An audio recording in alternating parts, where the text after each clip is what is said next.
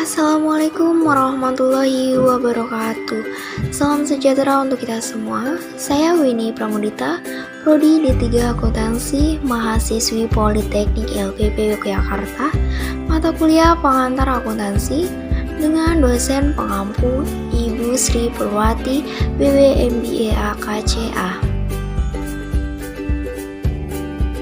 Untuk materi yang akan saya bahas kali ini adalah tentang buku besar dan buku pembantu.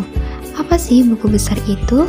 Buku besar adalah suatu alat atau buku yang digunakan sebagai tempat untuk pemindahan akun atau rekening yang berasal dari jurnal yang nantinya akan dipakai untuk membuat laporan keuangan, atau proses pemindahan ayat-ayat jurnal ke dalam kolom buku besar.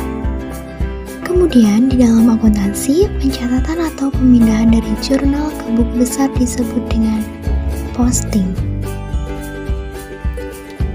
Nah, prosedur posting ke buku besar. Yang pertama, memindahkan jumlah dalam kolom debit jurnal ke sisi debit rekening dan memindahkan jumlah dalam kolom kredit jurnal ke dalam buku kredit rekening. Yang kedua, nama rekening yang diposting di buku besar harus sama dengan jurnal. Dan yang ketiga, memindahkan rekening buku besar harus jalan dengan urutan pendebitan dan pengkreditan dari jurnal. Untuk posting manual, yang pertama, tanggal dan jumlah dicatat lagi dalam rekening yang bersangkutan. Yang kedua, apabila posting sudah dilakukan, maka nomor halaman jurnal harus dituliskan dalam kolom F di rekening.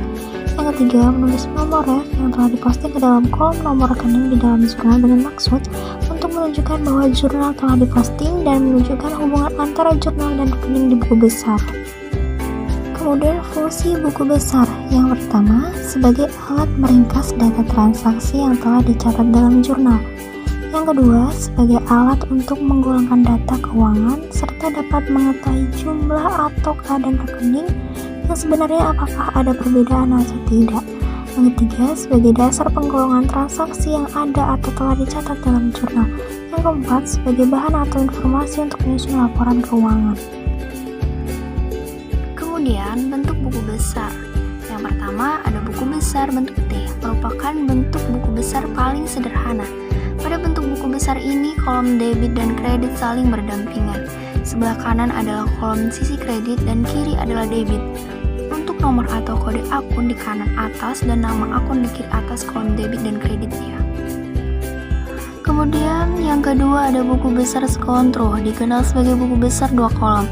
Buku besar skontro ini terdiri dari kolom debit dan kredit. Kelemahan buku besar ini terdapat pada kolom saldo, karena buku besar jenis ini tidak memiliki kolom saldo. Yang ketiga, ada bentuk staffel. Buku besar ini merupakan buku besar terlengkap dibandingkan dengan dua buku besar sebelumnya. Buku besar ini terdiri dari buku besar 3 kolom dan buku besar 4 kolom. Nah, sekarang kita memasuki pembahasan tentang buku pembantu. Apa sih sebenarnya buku pembantu ini? Buku besar pembantu adalah buku yang digunakan untuk mencatat akun tertentu dan perubahan-perubahannya secara lebih rinci. Kemudian, apa sih macam-macamnya buku pembantu ini? Yang pertama ada buku pembantu piutang, kedua buku pembantu utang, dan ketiga buku pembantu persediaan. Nah, kemudian apa sih fungsi dari buku pembantu ini? Yang pertama, tempat pencatatan perubahan piutang pada debitor secara individual. Yang kedua, mengumpulkan data transaksi keuangan yang terjadi pada perusahaan dalam suatu periode. Yang ketiga, mengklasifikasi dan mengkode data transaksi yang bersumber dari akun. Yang keempat, memvalidasi transaksi yang sudah terkumpul. Kelima, mengupdate akun pada buku besar umum. 6. Melakukan pencatatan penyesuaian terhadap akun. 7. Mempersiapkan laporan keuangan. Dan kesimpulannya adalah dengan mengetahui pengertian buku besar dan buku pembantu secara lengkap, tentunya laporan keuangan bisa dibuat dengan baik. Sebab buku besar merupakan proses yang perlu dilakukan di dalam proses pembuatan laporan keuangan.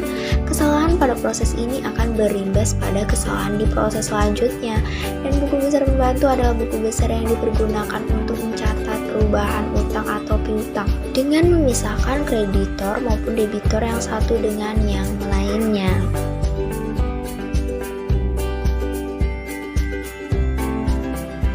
Sekian penjelasan tentang buku besar dan buku besar pembantu dari saya. Kurang dan lebihnya saya mohon maaf. Semoga dapat menambah wawasan teman-teman semua. Saya ucapkan terima kasih.